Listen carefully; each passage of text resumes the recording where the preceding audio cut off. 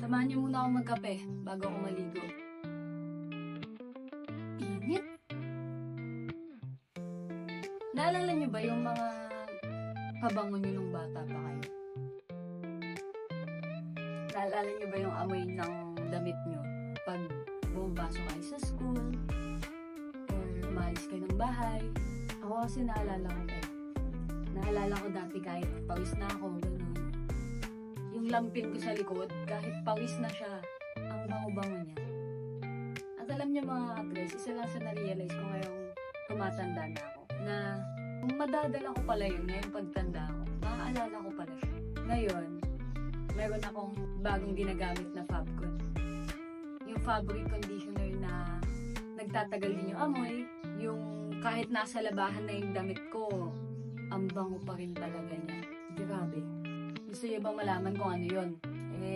Pilitin niyo muna ako. Kagaya ng mga flowers dito sa damit ko. Ganun yung amoy niya. Kumbaga, ayun na yung signature na gamit ko sa mga damit ko.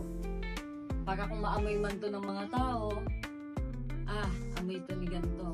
Diba? Ganun.